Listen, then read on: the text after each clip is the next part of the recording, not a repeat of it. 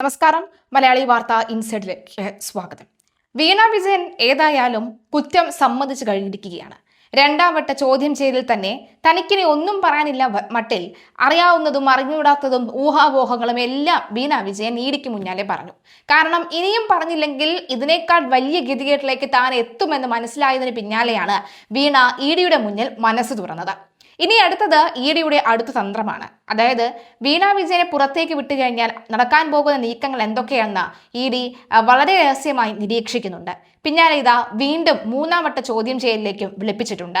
ഈ ചോദ്യം ചെയ്യലിന് പിന്നാലെ തന്നെ പിണറായി വിജയൻ, മുൻ മുഖ്യമന്ത്രി കൂടിയായ പിണറായി വിജയനെയും ചോദ്യം ചെയ്യും എന്നാണ് വ്യക്തമാകുന്നത്. കേരള രാഷ്ട്രീയത്തിൽ വൻ കൊടുങ്കാറ്റ് സൃഷ്ടിച്ച CMRL എക്സാലോജിക് സാമ്പത്തിക ഇടപാട് കേസിൽ എൻഫോഴ്സ്മെന്റ് ഡയറക്ടറേറ്റ് അന്വേഷണം കൂടുതൽ വ്യാപിപ്പിക്കുന്നു. മുൻ മുഖ്യമന്ത്രി പിണറായി വിജയന്റെ മകൾ വീണ വിജയന്റെ IT കമ്പനിയെ കേന്ദ്രീകരിച്ചു തുടങ്ങിയ അന്വേഷണം അവരുടെ ഭർത്താവും മുൻ മന്ത്രിയുമായ PA മുഹമ്മദ് റിയാസിലേക്കും മുൻ മുഖ്യമന്ത്രി പിണറായി വിജയനിലേക്കും നേരിട്ടെത്തുകയാണ് എന്ന സൂചന വ്യക്തമാകുന്നു.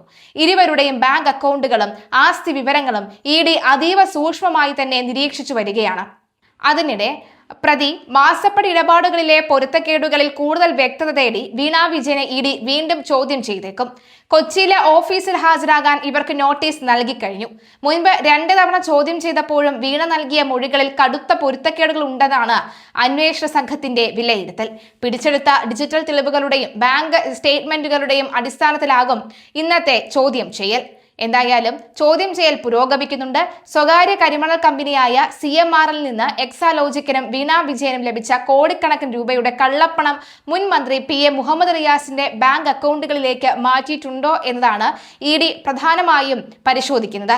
ഇതിന്റെ ഭാഗമായി റിയാസിന്റെ കഴിഞ്ഞ ഏതാനും വർഷങ്ങളിലെ സാമ്പത്തിക സ്രോതസ്സുകളും തെരഞ്ഞെടുപ്പ് സത്യവാങ്മൂലത്തിൽ സമർപ്പിച്ച സ്വത്ത് വിവരങ്ങളും തമ്മിൽ ഒത്തുനോക്കുന്ന നടപടികൾ ആരംഭിച്ചു കഴിഞ്ഞു.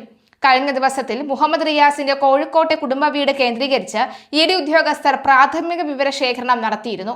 വിവാഹത്തിന് ശേഷമുള്ള ബാങ്ക് ഇടപാടുകളിൽ അസ്വാഭാവികമായി എന്തെങ്കിലും ഉണ്ടോ എന്നും വീണ വിജയന്റെ സാമ്പത്തിക കൈമാറ്റങ്ങളിൽ ഭർത്താവ് എന്ന നിലയിൽ റിയാസിന് പങ്കുണ്ടോ എന്നുമാണ് കേന്ദ്ര ഏജൻസി പരിശോധിക്കുന്നത്. എക്സാലോജിക് കേസിലെ സാമ്പത്തിക ഇടപാടുകളുടെ അന്തിമ ഗുണഭോക്താവ് മുൻ മുഖ്യമന്ത്രി പിണറായി വിജയൻ ആണെന്ന നിഗമനത്തിലാണ് ഇഡി. അതായത് ഇഡി വന്ന് നിൽക്കുന്നത് ഷോൺ ജോർജ് പറഞ്ഞ അതേ ഇടത്താണ്. ഷോൺ ജോർജ് വീണ വിജയന്റെ ആദ്യ ചോദ്യം ചെയ്യലിലെ പറഞ്ഞിട്ടുണ്ട്.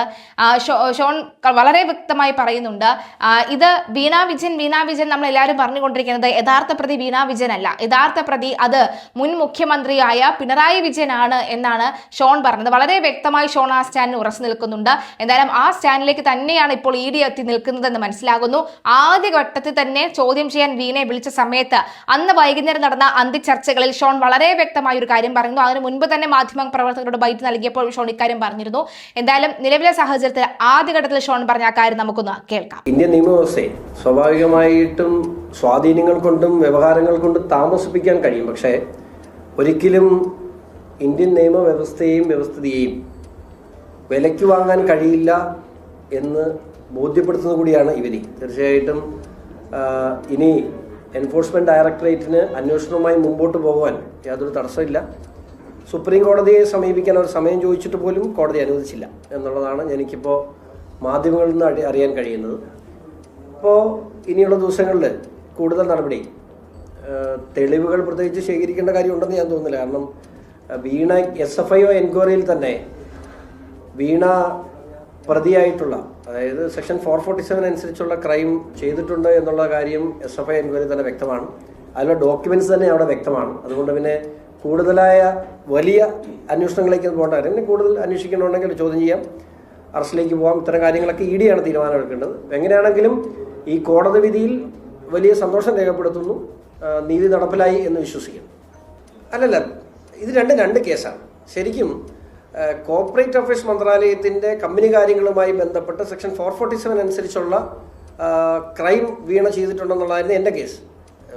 കുഴൽനാട് കൊടുത്തത് മറ്റൊരു കേസാണ്. അത് വിജിലൻസ് എൻക്വയറി ആയിട്ട് ബന്ധപ്പെട്ട് അവിടുത്തെ ലാൻഡ് ഡീലുമായി ബന്ധപ്പെട്ടും ഇവിടെ അഴിമതി നടന്നിട്ടുണ്ടോ എന്ന് പറഞ്ഞിട്ടാണ്. പക്ഷേ ഡയറക്റ്റായിട്ട് നോക്കി നമ്മൾ മനസ്സിലാക്കേണ്ട കാര്യം, സർക്കാർ നേരിട്ട് ഒപ്പിട്ടൊരു കാര്യമല്ലല്ലോ. അപ്പോൾ വിജിലൻസിൻ്റെ എൻക്വയറിക്ക് പരിമിതികളുണ്ടായിരുന്നു. പക്ഷേ കമ്പനി കാര്യം, ഇതിൻ്റെ സ്റ്റോറി എങ്ങനെയാണ് പോകുന്നത്?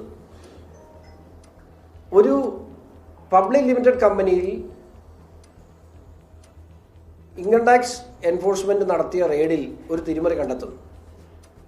അതിൻ്റെ അടിസ്ഥാനത്തിൽ ഫൈൻ അടിക്കുന്നു. അതിൽ ഇൻട്രീം സെറ്റിൽമെൻറ്റ് ബോർഡിന് മുമ്പിൽ വന്നപ്പോൾ ആ കുറ്റം അവർ അഡ്മിറ്റ് ചെയ്തുകൊണ്ട് അവിടെ ആ ഇൻട്രീം സെറ്റിൽമെൻറ്റ് ബോർഡിൽ അത് ഫയൽ ചെയ്യും, അത് തീർക്കുന്നു. ആ തീർപ്പാക്കുന്ന രേഖ കേരളത്തിലൊരു പ്രമുഖ പത്രത്തിൽ മുഖ്യമന്ത്രിയുടെ മകൾ ഇതിനകത്ത് പണം കൈപ്പറ്റിയിട്ടുണ്ടെന്നും പറഞ്ഞ് പുറത്തു വരുന്നു. ആ സാഹചര്യത്തിൽ അവിടെ ഒരു കമ്പനിക്കാർ, അവിടെ സ്വാഭാവികമായിട്ട് ഇൻകം ടാക്സിൽ അത്തരത്തിൽ സെറ്റിൽമെൻറ്റ് ബോർഡ് ഒരു കാര്യം വിഷയം സെറ്റിൽ ചെയ്ത് കഴിഞ്ഞാൽ അതിനൊരു ഇമ്മ്യൂണിറ്റി ഉണ്ട്. പക്ഷേ ആ ഇമ്മ്യൂണിറ്റി എന്ന് പറയുന്നത് സിവിൽ ഇമ്മ്യൂണിറ്റി മാത്രമാണ്. പക്ഷെ അവിടെ നടന്നിട്ടുള്ള ഒരു ക്രിമിനൽ കുറ്റത്തിന് ഇമ്മ്യൂണിറ്റി ഇല്ല. അവിടെ ഒരു ക്രിമിനൽ കുറ്റം ചെയ്തിട്ടുണ്ട്. സംസ്ഥാന സർക്കാരിന് കൂടി പങ്കാളിത്തമുള്ള, സംസ്ഥാന സർക്കാരിന് ഓഹരി വിഹിതമുള്ള ഒരു സ്ഥാപനത്തിന് 2.86 കോടി രൂപ മുഖ്യമന്ത്രിയുടെ മകൾ തിരിമറി നടത്തി. അതാണ് ഇവിടുത്തെ കേസ്. അതിപ്പോഴും ഇത് എന്താണ് പിണറായി വിജയൻ ചെയ്ത് തെറ്റെന്ന് എല്ലാവരും ചോദിക്കുന്നുണ്ട്. ഈ പണം പിണറായി വിജയന് വേണ്ടിയല്ലാതെ പിന്നെ ആർക്ക് വീണ വിജയന് ചുമ്മാ കൊണ്ട് പൈസ കൊടുക്കേണ്ട കാര്യം എന്താണ് കമ്പനിക്കുള്ളത്? അതാണ് ഇവിടുത്തെ കേസ്. അപ്പം അതിൽ 2.86 കോടി രൂപ കൈപ്പറ്റിയിട്ടുള്ളത് മുഖ്യമന്ത്രിയുടെ മകളാണ്. ഇനി മറ്റൊരു കാര്യം കൂടെ, കമ്മ്യൂണിസ്റ്റ് പാർട്ടിയുടെ നിയമപ്രകാരം അല്ലെങ്കിൽ അവരുടെ ഇന്റേണൽ ആയിട്ടുള്ള നിയമപ്രകാരം പോലും സർക്കാരുമായി ബന്ധപ്പെട്ട ഏതെങ്കിലും സ്ഥാപനങ്ങളിൽ അവരുടെ മന്ത്രിമാരുടെ മക്കളോ മന്ത്രിമാരോ അവരുടെ ബന്ധുക്കളോ പണമിടപാടോ വ്യാപാരമോ നടത്താൻ പാടില്ലെന്ന് കമ്മ്യൂണിസ്റ്റ് പാർട്ടിക്കകത്ത് ലിഖിതമായ നിയമമുണ്ട്. ലിഖിതമായ നിയമം. ഇത് മാത്രമല്ല, ഇന്ത്യയിൽ ഈ കഴിഞ്ഞ ദിവസം മിനിങ്ങാന്ന മനോരമയിൽ നമ്മളൊരു സർക്കിൾ കണ്ടാണ്, മന്ത്രിമാരോ മുഖ്യമന്ത്രിയോ കേന്ദ്രമന്ത്രിമാരോ പ്രധാനമന്ത്രിയോ അവരുടെ ബന്ധുക്കളോ സർക്കാരിന് ഓഹരിബന്ധ പങ്കാളിത്തമുള്ള സ്ഥാപനങ്ങളിൽ ബിസിനസ് നടത്താൻ പാടില്ല. അതും വീണ തെറ്റിച്ചിട്ടുണ്ട്. ഇനി മറ്റൊരു കാര്യങ്ങൾ പറയാം. GST. ഇപ്പോൾ GST അടച്ചെന്നല്ല പറയാം, മോട്ടിച്ച പണത്തിന് GST അടിച്ചതുകൊണ്ട് കുഴപ്പമില്ലെന്ന് സഹാക്കന്മാർ പറഞ്ഞു. അവിടെ ഒരു തെറ്റുണ്ട്, അറിയോ? ഈ GST അടയ്ക്കുന്നതിന് അടച്ച GSTക്ക് വിഹിതം ഇങ്ങോട്ട് സംസ്ഥാന സർക്കാർ വാങ്ങുന്നുണ്ടല്ലേ? ഈ അടച്ച GSTയുടെ റേസ് ചെയ്തിട്ടുള്ള ഇൻവോയ്സ് ഫേക്ക് അല്ലേ? സേവനം കൊടുത്തിട്ടുണ്ട് എന്ന് പറഞ്ഞുകൊണ്ടാണ് ഇൻവോയ്സ് വീണയുടെ കമ്പനി ഇൻവോയ്സ് റേസ് ചെയ്തേക്കുന്നത്. അത് CMRL സബ്മിറ്റ് ചെയ്തിട്ടുള്ളത്. CMRL കമ്പനി യാതൊരു സേവനവും ലഭിക്കാതെ വീണയുടെ കമ്പനിക്ക് കോടികൾ മാസപ്പടിയായി നൽകിയത് വെറുമൊരു വാണിജ്യ ഇടപാടല്ലെന്നാണ് കണ്ടെത്തൽ. മുൻപ് ഭരണത്തിലിരുന്നു കൊണ്ട് പിണറായി വിജയൻ CMRL കമ്പനിക്ക് ചെയ്തു നൽകിയ വഴിവിട്ട സഹായങ്ങൾക്കും അഴിമതിക്കും പകരമായി നൽകിയ ഈ പ്രത്യുപകാരമാണ് ഈ പണമെന്നാണ് EDയുടെ നിഗമനം. കരിമണൽ ഖനനവുമായി ബന്ധപ്പെട്ട അനുമതികൾ വേഗത്തിലാക്കാനും റവന്യൂ വകുപ്പിന്റെ പ്രത്യേക ഇളവുകൾ ലഭ്യമാക്കാനും അന്ന് മുഖ്യമന്ത്രിയുടെ ഓഫീസ് ഇടപെട്ടതിന്റെ തെളിവുകൾ ED ശേഖരിച്ചിട്ടുണ്ട്. അഴിമതി പണം മറച്ചുവെക്കാൻ മകളുടെ കമ്പനിയുടെ അക്കൗണ്ടിലേക്ക് കൺസൾട്ടൻസി ഫീസ് എന്ന വ്യാജേന എത്തിക്കുകയായിരുന്നുവെന്നാണ് EDയുടെ വാദം. കഴിഞ്ഞ തവണ ചോദ്യം ചെയ്തപ്പോൾ കമ്പനികൾ തമ്മിലുള്ള കൃത്യമായ കരാറുകളുടെയും നൽകിയ IT സേവനങ്ങളുടെയോ ഒറിജിനൽ രേഖകൾ ഹാജരാക്കാൻ വീണ വിജയന് സാധിച്ചിരുന്നില്ല എന്നാണ് സൂചന. CMRL ഉദ്യോഗസ്ഥരുടെ മൊഴികളും വീണയുടെ വാദങ്ങളും തമ്മിൽ വലിയ വൈരുദ്ധ്യമുണ്ട്. ഈ സാഹചര്യത്തിലാണ് മൂന്നാം വട്ടവും ഹാജരാക്കാൻ ED നിർദ്ദേശിച്ചത്. എന്തായാലും നിലവിലെ സാഹചര്യത്തിൽ ഹാജരാകുമ്പോൾ കൂടുതൽ ബാങ്ക് രേഖകളും എക്സാലോജിക്കിന്റെ ഓഡിറ്റ് റിപ്പോർട്ടുകളും സമർപ്പിക്കാൻ ആവശ്യപ്പെട്ടിട്ടുണ്ട്. ചോദ്യം ചെയ്യലിനോട് പൂർണ്ണമായി സഹകരിച്ചില്ലെങ്കിൽ കടുത്ത നിയമ നടപടിയിലേക്ക് നീങ്ങാനാണ് EDയുടെ നീക്കം. എന്തായാലും EDയുടെ നീക്കം കാത്തിരുന്നു കാണാം.